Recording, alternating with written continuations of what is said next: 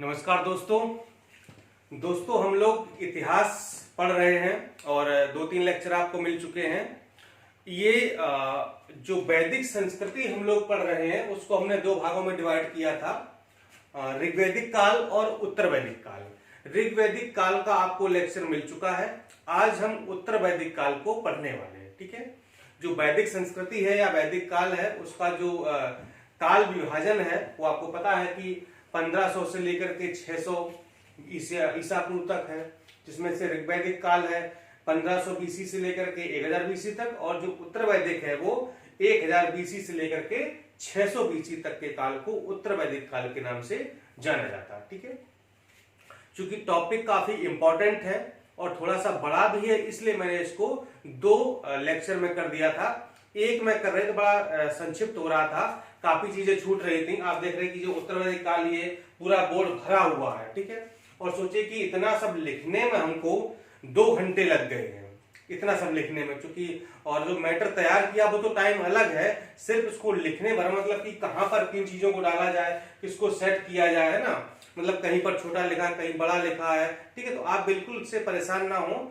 यहाँ पर जो मैंने लिखा हुआ है वो भले ही छोटा लिखा है, ठीक है, लेकिन मुझे लगता है कि अगर आप 360 या 480 पर देखेंगे तो क्लियरिटी काफी ठीक रहती है। ठीक है, फिर भी अगर आपकी विजुअलिटी कम है, ब्लर हो रहा नहीं दिख रहा है, तो बिल्कुल परेशान ना हो। मैं सब कुछ बोल भी देता हूं, ठीक, डिक्टेट करता हूं कि क्या लिखा हुआ है। इसके अलावा इसका स्क्रीनशॉट आपको हम टेलीग्राम पर भी उपलब्ध करा देते हैं, ताकि आपको नोट्स बनाने में किसी प्रकार की कोई समस्या ना हो। ठीक है, और मेरा प्रयास बस यही रहता है कि मैं आपको कम शब्दों में अधिकतम बताने का प्रयास करूं, और हमारा जो मूल उद्देश्य है वो ये है कि परीक्षा में आने वाला कोई भी प्रश्न हमारे पढ़ाए हुए से बाहर ना जाए। ठीक है, इसलिए हम बहुत बारीकी से अध्ययन करके आपको विस्तार से पढ़ाते हैं। और जब आप देख भी रहे होंगे, मतलब कितना मैटर तैयार करने में हमको जो है 2-3 घंटे तो तैयार करने में लगा है, फिर उसको 2 घंटे लिखने में लगा है, तो समझिए कि एक वीडियो बनाने में 4 से 5 घंटे लग जाते हैं। ठीक है, और ये मेहनत मेरी आपको दिखाई भी देती होगी कंटेंट में, या फिर और भी चीजों में वो दिखती भी होगी। ठीक है, लेकिन इतना सब होने के बाद भी जो रिस्पॉन्स आना चाहिए वो वीडियो पर आता नहीं है। पता नहीं आप लोग क्या करते हैं, कैसे करते हैं, वो चीज जो दिखनी चाहिए। आप देख रहे हैं कि 16-17 हजार लोग चैनल पर जुड़ चुके हैं, हमारे व्यूअर सब्सक्राइबर हो गए हैं, लेकिन वीडियो वॉच कितने लोग करते हैं? मुश्किल से 1500 लोग, 1700, 2000 लोग करते हैं। ठीक है, बाकी लोग क्या कर रहे हैं? क्या वो पढ़ने वाले नहीं है, या मतलब वो डाउनलोड करके रख लेते हैं? क्या करते हैं आकर? ठीक है, तो देखिए, जब चैनल वीडियो पर व्यूज नहीं आते हैं ना, तो थोड़ा सा मनोबल डाउन होने लगता है। ये चीज आप समझ रहे होंगे कि अगर आप बहुत ज्यादा मेहनत करें और उतना अगर रिजल्ट ना आए तो क्या होता है, मनोबल डाउन होने लगता है। ठीक है, लेकिन फिर भी हम उन चीजों को डाउन नहीं होने देते हैं। लेकिन कभी कभी मतलब ऐसा लगता है, मतलब कि पता नहीं आप लोग मतलब मुझे समझ नहीं पा रहे हैं, या मेरा आप सहयोग नहीं कर रहे हैं, या मुझे आप सपोर्ट नहीं कर रहे हैं। ठीक है, तो मन करता है कि मतलब चलो वीडियो डालना बंद ही कर देता हूं। ठीक है, लेकिन फिर मुझे आप लोगों की याद आ जाती है ना, कि नहीं, आप लोग तो हमारे भरोसे हैं, और कैसे पढ़ेंगे आप, है ना। अगर मैं नहीं आपको पढ़ाऊंगा तो कौन पढ़ाऊंगा, कौन पढ़ाएगा आपको, कौन मार्गदर्शन करेगा। ठीक है, तो फिर मन करता नहीं, चलो फिर से वीडियो बनाना शुरू करते हैं। ठीक है, तो हालांकि ऐसा होगा नहीं, लेकिन फिर भी मतलब थोड़ा सा अगर आप ध्यान रखें, आप मेरा ध्यान रखें, मैं आपका ध्यान रखूं, तो इस तरह से हम लोग आगे बढ़ सकते हैं। ठीक है, क्योंकि जब व्यूज कम आते हैं ना, तो बड़ा फिर मतलब थोड़ी सी हताशा सी होती है। इसलिए अगर आप लोग चाहें तो उस पर थोड़ा ध्यान दीजिएगा, है ना। मैंने कई बार कहा भी है कि अगर आप डाउनलोड करना चाहते हैं तो कोई समस्या नहीं है, लेकिन एक व्यू कम से कम देकर के जाइए, मतलब उस पर एक बार क्लिक करिए, उसको 1 या 2 मिनट देख लीजिए, इसके बाद उसको आप डाउनलोड करेंगे तो कोई इशू नहीं है। ठीक है, तो उसमें क्या होता है ना कि मतलब व्यू काउंट हो जाता है, तो मुझे पता चल जाता है कि हमारे कितने मित्रों ने इसको देखा हुआ है। ठीक है, चलिए खैर छोड़िए इन सब बातों को, हम लोग शुरुआत करते हैं। तो ऋग्वैदिक काल हम लोग पढ़ चुके हैं। ठीक है, आपने देखा था कि जो ऋग्वैदिक काल का भौगोलिक विस्तार था, यानी कि वो किन किन क्षेत्रों में फैला हुआ था, तो आपने देखा था कि ऊपर अफगानिस्तान से लेकर के पंजाब और पश्चिमी उत्तर प्रदेश के क्षेत्रों तक ऋग्वैदिक काल के जो आर्य थे वो वहां तक फैले हुए थे। ठीक है, यानी कि कबीलों में उनका विस्तार सा जगह जगह रहते थे। लेकिन जैसे जैसे समय बीता, हम लोग उत्तर वैदिक काल में आए, तो इनका विस्तार और होने लगा, यानी कि ऊपर से धीरे धीरे नीचे की ओर बढ़ने लगे। ठीक है, ऋग्वैदिक काल में कहा था, जहां पर ये ऋग्वैदिक काल में जहां पर ये रहते थे वो थी सरस्वती और द्विस्थिति यानी कि घग्गर नदियों के मध्य का क्षेत्र था, जहां पर वो उस समय रहते थे और उसे ब्रह्मवर्त के नाम से जाना जाता था। ठीक है, लेकिन जैसे जैसे उत्तर वैदिक काल की ओर हम लोग बढ़ेंगे, उत्तर वैदिक काल की ओर आएंगे, तो इनका क्षेत्र आगे की ओर बढ़ता जाता है और ये आ गए हैं ब्रह्मर्षि देश में। ये ब्रह्मर्षि देश क्या था, इसको समझिए कि दिल्ली के आसपास का कुरुक्षेत्र वाला क्षेत्र, यानी कि दिल्ली के आसपास जहां पर कुरुक्षेत्र है, हरियाणा वाला क्षेत्र लगता है, उस क्षेत्र को कहा जाता है ब्रह्मर्षि देश। ठीक है, और यहां से और समझिए कि इस सभ्यता यानी कि उत्तर वैदिक कालीन सभ्यता का जो केंद्र था वो पंजाब से बढ़ करके कुरुक्षेत्र में आ गया। ठीक है, यानी कि जो ऋग्वैदिक काल में सिर्फ पंजाब के आसपास या अफगानिस्तान के आसपास जो आर्य फैले हुए थे, अब वो धीरे धीरे बढ़ करके कहां पर आ रहे हैं, कुरुक्षेत्र की ओर आ रहे हैं। और ये कुरुक्षेत्र क्या है, ये कुरुक्षेत्र तो दिल्ली वाला क्षेत्र है, दूसरा गंगा यमुना का दोआब का उत्तरी भाग है। ठीक है, अब देखिए गंगा यमुना दोआब क्या होता है, ये चीज मैं आपको बता दूं। देखिए मान लेते हैं कि ये क्या है, ये यमुना है। ठीक है, और ये क्या है, ये गंगा नदी है। ठीक है, ये क्या है, गंगा नदी है, ये यमुना नदी है। ठीक है, आपको पता है कि गंगा उत्तर में है और यमुना दक्षिण में है, तो इसके जो बीच का क्षेत्र है इसे क्या कहा जाता है, दोआब कहा जाता है। इसी को कहा जाता है गंगा यमुना का दोआब क्षेत्र। ठीक है, जो गंगा और यमुना के बीच में जो भूमि आती है, जो क्षेत्र होता है, उसे गंगा यमुना का दोआब कहा जाता है। ठीक है, तो जो कुरुक्षेत्र वाला क्षेत्र है ये दिल्ली के आसपास और गंगा यमुना दोआब का जो उत्तरी भाग है उसे कुरुक्षेत्र के नाम से जाना जाता है। ठीक है, तो ये जो ब्रह्मर्षि देश है यानी कि उत्तर वैदिक काल में आर्य कहां पर आ गए, दिल्ली के आसपास जो कुरुक्षेत्र वाला क्षेत्र यानी कि कुरुक्षेत्र वाले क्षेत्र में अब आर्य आकर के रहने लगे और इन्होंने इसको नाम दिया ब्रह्मर्षि देश के नाम से इसे जाना जाता है, यानी कि ये गंगा यमुना दोआब का उत्तरी क्षेत्र है। ठीक है, फिर क्या हुआ, धीरे धीरे इन्होंने अपना और विस्तार बढ़ाया, ये और नीचे आते गए, कहां पर आ गए, ये मध्य देश में आ गए। अब ये मध्य देश देखिए कहां पर था, ये मध्य देश है हिमालय और विंध्य पर्वत के बीच का समस्त भूभाग। ठीक है, यानी कि आप देख रहे हो ऊपर हिमालय है, ठीक है, और नीचे विंध्य पर्वत कहां है, मध्य प्रदेश के आसपास है। तो विंध्य पर्वत और मध्य प्रदेश के जो बीच का यानी कि हिमालय पर्वत और विंध्य पर्वत के जो बीच का क्षेत्र है उसे इन्होंने क्या दिया, नाम दिया मध्य देश नाम दिया। ठीक है, और जो यही मध्य देश था ये उत्तर वैदिक काल में आर्य संस्कृति का मुख्य केंद्र हुआ करता था, यानी कि जो आर्य लोग रहते थे उनका जो मुख्य क्षेत्र था या जहां पर उन्होंने अपना विस्तार किया था या जहां पर उनकी संस्कृति फली फूली थी, जहां पर वो लोग रहा करते थे, उसे इन्होंने मध्य देश कहा और यही मध्य देश इनकी आर्य संस्कृति का मुख्य केंद्र हुआ करता था। ठीक, फिर क्या हुआ, फिर धीरे धीरे उन्होंने अपना और विस्तार किया और ये कहां पर आ गए, ये बिहार बंगाल समेत पूरे उत्तर भारत में फैल गए धीरे धीरे और इन्होंने इस क्षेत्र को नाम दिया आर्यावर्त। ठीक है, तो इस प्रकार से जो आर्यों का विस्तार हुआ ब्रह्मावर्त से लेकर के ब्रह्मर्षि देश यानी दिल्ली के आसपास का कुरुक्षेत्र वाला क्षेत्र, फिर मध्य देश यानी हिमालय और विंध्य पर्वत के बीच का समस्त भूभाग और फिर और आगे बढ़ गए तो ये आर्यावर्त वाले क्षेत्र में आ गए, यानी कि बिहार बंगाल समेत पूरे उत्तर भारत के क्षेत्र में ये फैल गए थे। ठीक है, और इन्हीं से फिर आगे इनका विस्तार हुआ, तो जो 16 जनपदों का उदय होगा, यानी जो 16 जनपद बनेंगे तो वो इन्हीं से जो धीरे धीरे आगे बन जाएंगे, जो हम लोग आगे पढ़ने वाले हैं। ठीक है, तो ये इनकी जो विस्तार था यानी कि भौगोलिक स्थिति थी ऋग्वैदिक काल से लेकर के उत्तर वैदिक काल तक, वो इस प्रकार की ये इनकी रही है। अब आगे देखिए क्या होता है, तो ये तो हो गया कि इनका जो सभ्यता केंद्र पंजाब से बढ़कर के कुरुक्षेत्र में आ गया।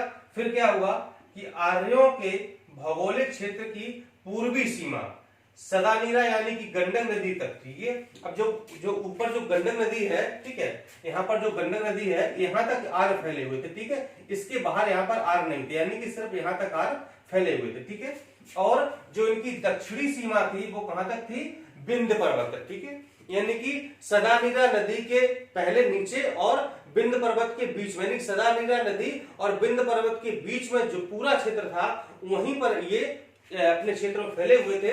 ना तो विंध्य पर्वत के दक्षिण में थे और ना ही सदानीरा जो गंडक नदी थी उसके उस पार ही इनका विस्तार हो पाया था।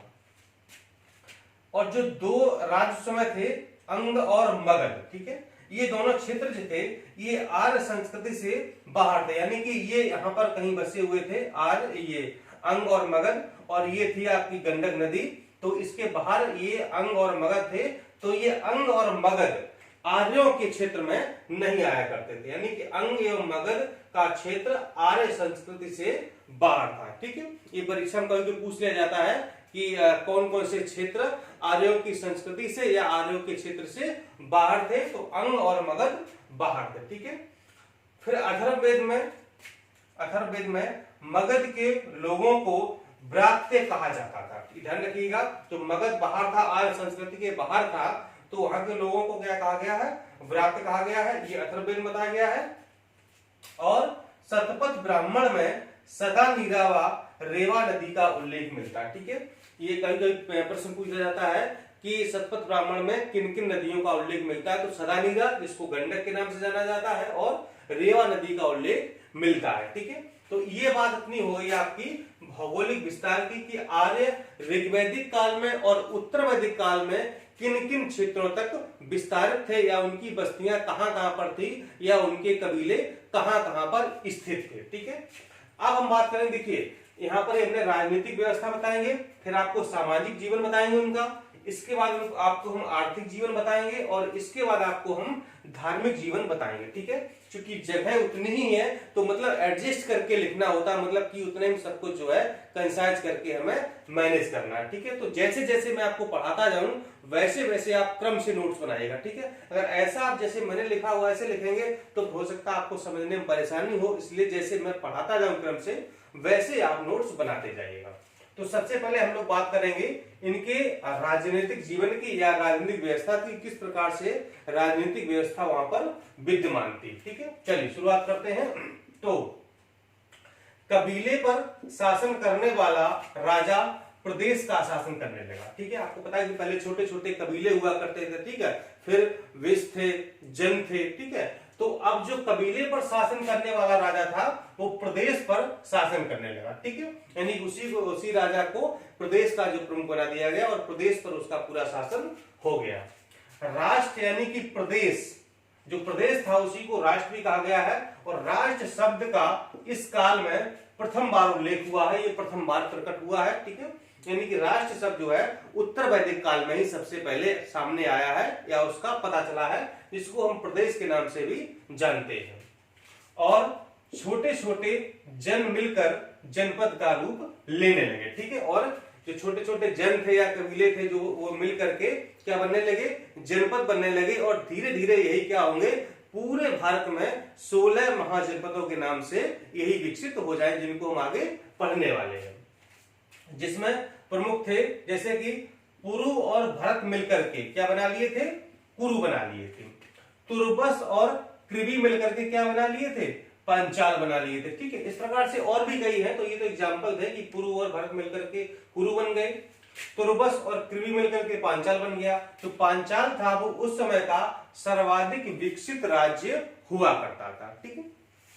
अब देखिए यहाँ के शासन का आधार कैसा था, यानी कि राजतंत्र था, ठीक है। अगर कोई राजा है तो उसका जो अगला उत्तराधिकारी होगा वो उसका पुत्र ही होगा, तो इस प्रकार से वहां पर राजवंश था, यहाँ पर राजतंत्र था, लोकतंत्र बिल्कुल भी नहीं था। अगला है नियमित करों की स्थापना हो चुकी थी, यानी जो कर वगैरह लगाए जाते थे तो कर वहां पर लगातार लग रहे थे, और जो प्रमुख कर थे वो थे बलि, शुल्क और भाग। ये इसके अलावा भी कई सारे कर थे, लेकिन बलि, शुल्क और भाग ये वहां के प्रमुख कर थे। जो बलि था वो ऋग्वैदिक काल में स्वेच्छाचारी कर था, ठीक है। जो बलि था वो क्या, कब, यानी ऋग्वैदिक काल की बात करें तो स्वेच्छाचारी कर था, यानी कि कोई अगर देना चाहे तो दे दे, नहीं देना चाहे तो मतलब जबरदस्ती नहीं थी, यानी वसूला नहीं जाएगा। लेकिन उत्तर वैदिक काल आते आते ये नियमित कर हो गया, यानी कि अब आपको अनिवार्य रूप से बलि कर को चुकाना ही होगा। कर के रूप में क्या लगता था, तो राजा को आय का 16वां भाग प्रदान किया जाता था, यानी जिसकी जितनी भी आय होती थी, अनाज वगैरह जो भी होता था, तो उसका 16वां भाग राजा को दे दिया जाता था, ठीक है। उस दौरान कुछ पदाधिकारी थे जो कि विभिन्न विभागों से संबंधित हैं, तो पदाधिकारियों को रत्नी के नाम से जाना जाता था। ठीक है, जो विभिन्न पदाधिकारी थे उनको रत्नी के नाम से जाना गया है। जैसे कि भागधुग, क्या लिखा हुआ है, भागधुग क्या था, ये कर वसूलने वाला अधिकारी था, यानी कि अब इस समय कह लें तो जो इनकम टैक्स ऑफिसर होता है वही था, यानी कि कर वसूलता था, जिसको भागधुग के नाम से जाना जाता था। सूत जो था वो रथ सेना का नायक था। ठीक है, और जो संग्रहीता था वो कोषाध्यक्ष था, यानी कि जो कोष का मालिक है, सब कुछ उस पर उसका अधिकार होता था, संग्रहीता हो। और जो स्थपति था वो सीमांत प्रदेश का प्रशासक था। और शतपति क्या था, ये 100 ग्रामों के समूह का अधिकारी हुआ करता था शतपति। क्योंकि ये सब जो हमने आपको बताया, इसके अलावा भी कई सारे अधिकारी हैं लेकिन वो पूछे नहीं गए हैं। ये प्रमुख ऐसे हैं जो हर साल किसी न किसी परीक्षा में पूछे ही जाते हैं, इसलिए इनको छोड़ना मैंने उचित नहीं समझा। तो ये तो बात हो गई किसकी, राजनीतिक जीवन की। ठीक है, अब हम बात करेंगे आपके सामाजिक जीवन की। सामाजिक जीवन उनका कैसा था, तो देखिए जो उस समय का समाज था, यानी कि जो उत्तर वैदिक काल का समाज था, या कहें तो वैदिक काल था, तो उस समय ये समाज हमारा 4 वर्णों में विभक्त था। ठीक है, वो आपको 4 वर्ण पता ही है कि ब्राह्मण, क्षत्रिय, वैश्य और शूद्र। ठीक है, ये 4 वर्णों में हमारा समाज विभक्त था। और धीरे धीरे ब्राह्मणों की शक्ति में वृद्धि हो रही थी। ठीक है, और जो कर था, यानी कि टैक्स वगैरह लगता था, कर लगता था, वो केवल वैश्य को चुकाना पड़ता था, क्योंकि व्यापार वगैरह जो काम कौन करता था, वैश्य ही करता था, तो इसलिए उसको कर भी चुकाना पड़ता था। और ऐत्रेय ब्राह्मण में चारों वर्णों के कर्तव्य का वर्णन किया गया। ठीक है, एक प्रश्न यहां से पूछा जाता है कि जो चारों वर्ण थे, ब्राह्मण, क्षत्रिय, शूद्र और वैश्य, ठीक है, तो इनका काम क्या था। ठीक है, यानी कि कौन क्या काम करेगा, इस बात का वर्णन कहां पर मिलता है, ऐत्रेय ब्राह्मण मिलता है। यानी जो ब्राह्मण थे वो पढ़ने लिखने का काम करते थे, जो क्षत्रिय थे वो मतलब लड़ाई झगड़ा मतलब या ताकत वाला काम करते थे, तो वैश्य थे वो व्यापार करते थे, और जो शूद्र थे वो मतलब सेवा करते थे या फिर दास हुआ करते थे।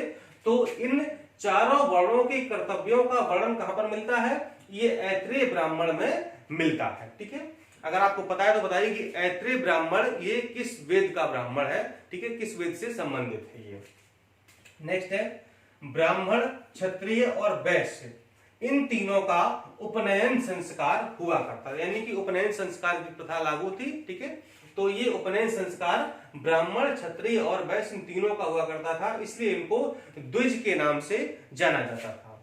शूद्रों का उपनयन संस्कार नहीं होता था। ठीक है, शूद्रों का उपनयन संस्कार नहीं होता था। और गोत्र प्रथा की स्थापना हुई थी, यानी कि इसी काल में गोत्र प्रथा की स्थापना हो गई थी। ठीक है, उत्तर वैदिक काल में ही गोत्र प्रथा, यानी कि अब आप देखें कि पूछा जाता कि आप किस गोत्र, आपका गोत्र क्या है। ठीक है, तो ये गोत्र क्या है, ये प्रथा उसी जमाने से या उसी काल से चली आ रही है। और उत्तर वैदिक कालीन ग्रंथों में 3 आश्रमों का उल्लेख मिलता है। ठीक है, आपने 4 आश्रम सुने होंगे, लेकिन उत्तर वैदिक कालीन जितने भी ग्रंथ हैं उनमें 3 आश्रम बताए गए। कौन कौन से, ब्रह्मचर्य बताया गया है, गृहस्थ बताया गया है और फिर वानप्रस्थ बताया गया। ठीक है, यहाँ पर संन्यास आश्रम की बात नहीं की गई है, यहाँ पर सिर्फ 3 आश्रमों का उल्लेख किया गया है उत्तर वैदिक कालीन ग्रंथों में। ठीक है, और सबसे पहले यानी कि सर्वप्रथम जावालोपनिषद। ठीक है, ये बहुत ज्यादा इंपॉर्टेंट है, याद रखिए, कई बार परीक्षा में पूछा गया है। जावालोपनिषद में चारों आश्रमों का विवरण मिलता है। ये पहली बार ऐसा हुआ है कि जावालोपनिषद में चारों आश्रमों का विवरण मिलता है, जहां पर ब्रह्मचर्य, गृहस्थ, वानप्रस्थ और संन्यास के बारे में जानकारी हमको मिलती। कहां से, जावालोपनिषद में। लेकिन जो उत्तर वैदिक कालीन ग्रंथ है वहां पर सिर्फ और सिर्फ 3 आश्रम की बात की गई है, उनका वर्णन किया गया है। स्त्रियों की स्थिति में लगातार गिरावट हो रही थी उत्तर वैदिक काल में, और इनका उपनयन संस्कार भी नहीं होता था। और शतपथ ब्राह्मण में विदेथ माधव की कथा का वर्णन किया गया। परीक्षा में कई बार पूछा गया है कि विदेथ माधव की कथा का वर्णन कहां पर किया गया है, तो शतपथ ब्राह्मण में विदेथ माधव की कथा का वर्णन किया गया है। ठीक है, तो ये था इन लोगों का सामाजिक जीवन के वहां पर क्या क्या व्यवस्था, समाज में क्या क्या प्रथाएं या क्या क्या चीजें प्रचलित थी। अब आ जाइए यहाँ पर आर्थिक जीवन के बारे में, बहुत ही इंपॉर्टेंट है। तो अब इनके जीवन में क्या हुआ, स्थायित्व आ गया था। ठीक है, स्थायित्व से मतलब पहले मैंने आपको बताया था कि ये जो है कबीलों में रहा करते थे और मतलब पशुचारण करते थे, कुछ खोते, मतलब कि उनका जो प्रमुख व्यवसाय था या धंधा था वो पशुपालन था, पशु चराते थे, और जो दूसरा प्रमुख धंधा था या गौड़ धंधा था वो कृषि करते थे। ठीक है, तो कभी यहाँ पर बसे हैं, कभी वहां बसे, मतलब कि चलते फिरते रहते थे, घूमते रहते थे, जीवन में कोई स्थायित्व नहीं था। लेकिन वो उत्तर वैदिक काल आते आते इनके जीवन में धीरे धीरे क्या हुआ, स्थायित्व होने लगा, और इन्होंने अब मुख्य व्यवसाय के रूप में पशुपालन को छोड़ करके कृषि को अपना लिया था। ध्यान रखिएगा, ऋग वैदिक काल में इनका मुख्य व्यवसाय क्या था, पशुपालन था, लेकिन उत्तर वैदिक काल में मुख्य व्यवसाय क्या हो गया, कृषि हो गया। अब ये खेती करने लगे थे।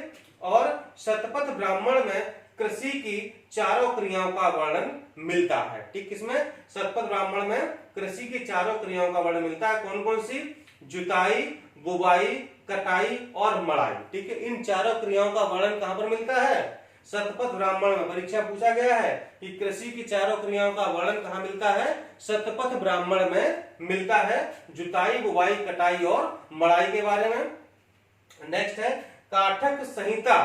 काठक संहिता में क्या मिलता है कि 24 बैलों द्वारा खींचे जाने वाले हलों का वर्णन कहां पर मिलता है, ऐसा हल जो कि 24 बैल लगा करके खींचा जाता था, काठक संहिता में इसका वर्णन हमको मिलता है। और भूमि पर व्यक्तिगत अधिकार की भावना में वृद्धि, यानी कि लोग, मतलब अब ये भावना जागने लगी कि ये भूमि हमारी है, ये जमीन हमारी, ये खेती हमारी है, तो इस भावना का विकास होने लगा।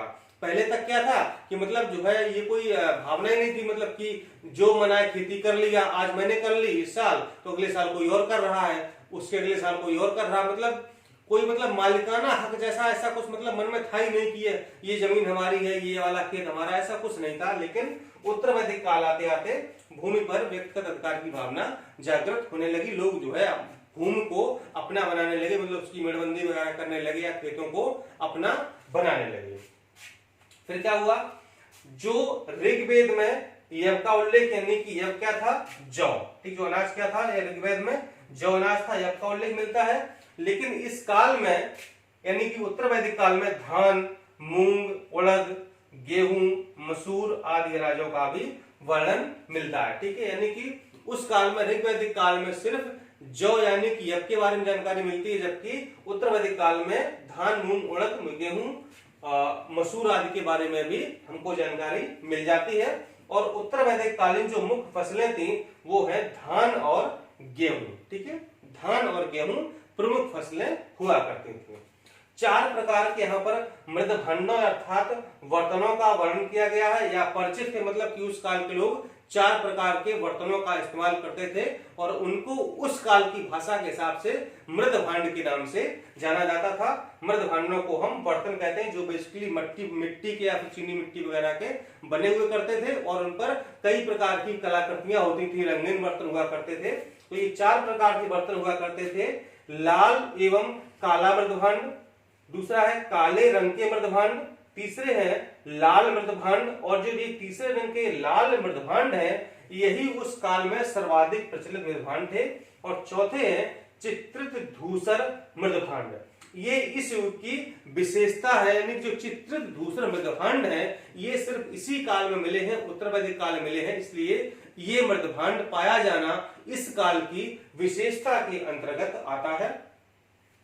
इसके अलावा विभिन्न शिल्पों यानी कि उद्योगों का भी उदय हो गया था, जैसे कि रथकार हैं, चर्मकार हैं, बढ़ई हैं, कुम्हार हैं, स्वर्णकार हैं। तो लोग जो है विभिन्न व्यवसायों से या विभिन्न उद्योगों से जुड़ चुके थे।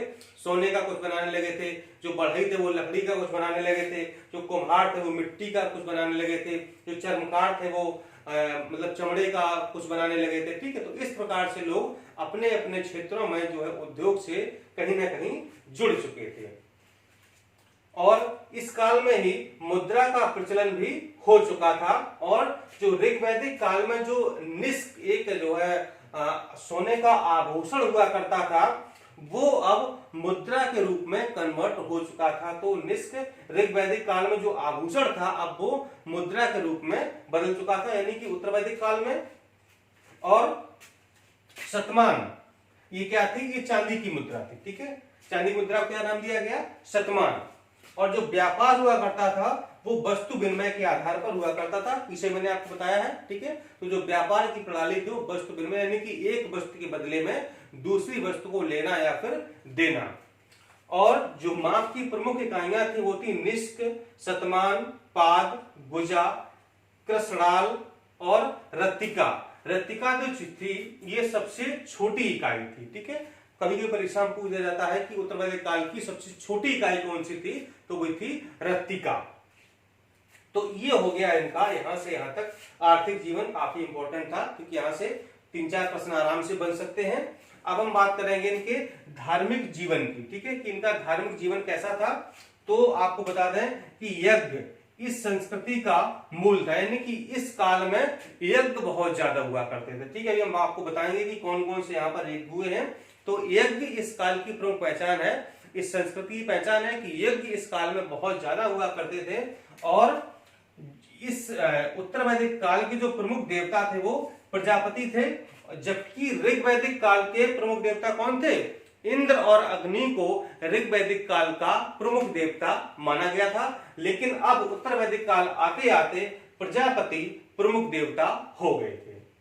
देवताओं के प्रतीक के रूप में कुछ वस्तुओं की पूजा प्रचलित, अर्थात प्रतीक चिन्हों की पूजा होने लगी थी। ठीक है, तो मतलब कुछ प्रतीक चिन्ह बना करके, कुछ पत्थर है, कुछ मूर्तियां बना करके लोग जो है पूजा करने लगे। मतलब कहें यूं कहें तो कुछ प्रतीक बना करके पूजा प्रचलित हो गई थी, लोग पूजा पाठ वगैरह करने लगे थे इस काल में।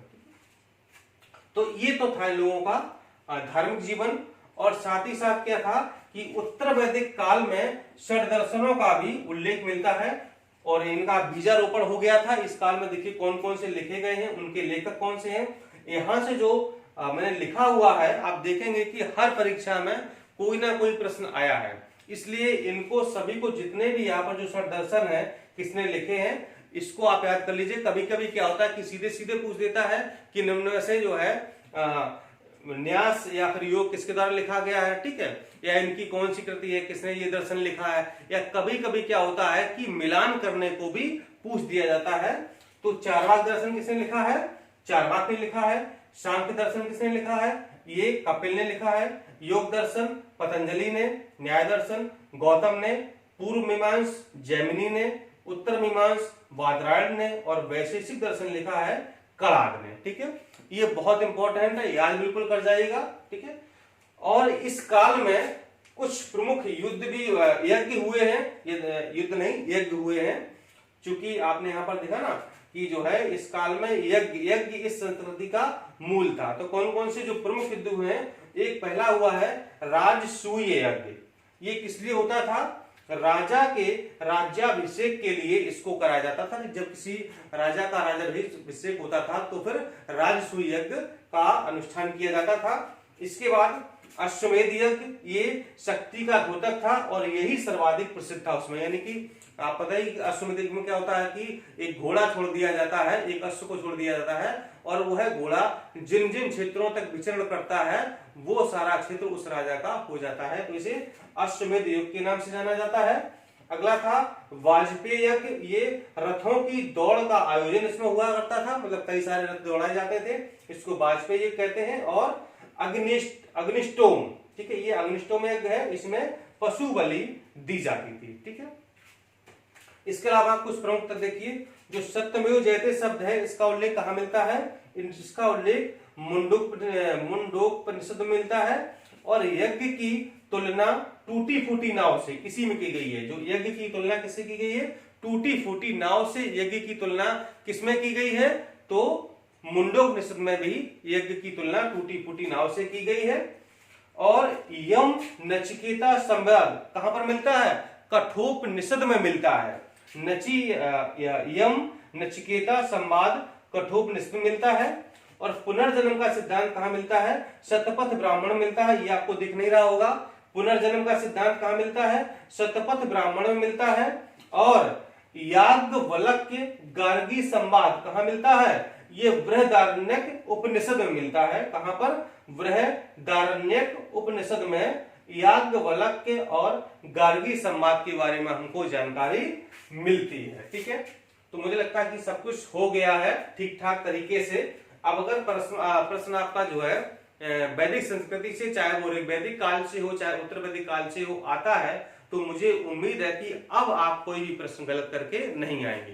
और आप एग्जाम के बाद देखेंगे भी कि सारे के सारे प्रश्न आपको यहीं से सीधे सीधे रखे हुए मिलेंगे। ठीक है, चलिए उम्मीद करता हूं कि आपको लेक्चर अच्छा लगा होगा। अगर अच्छा लगा है तो फिर क्या करें, लाइक कर दीजिए, कमेंट कर दीजिए और अपने दोस्तों में शेयर भी कर दीजिए। ठीक है, और मेरी बात का ध्यान रखिएगा कि वीडियो को वॉच करने के बाद ही अगर आप डाउनलोड करेंगे तो बेहतर होगा, मुझे खुशी मिलेगी। ठीक है, और मैं जानता हूं कि आप मुझे निराश नहीं करेंगे, दुखी नहीं करेंगे, आप ऐसा जरूर करेंगे। चलिए मिलता हूं अगले वीडियो में। नमस्कार।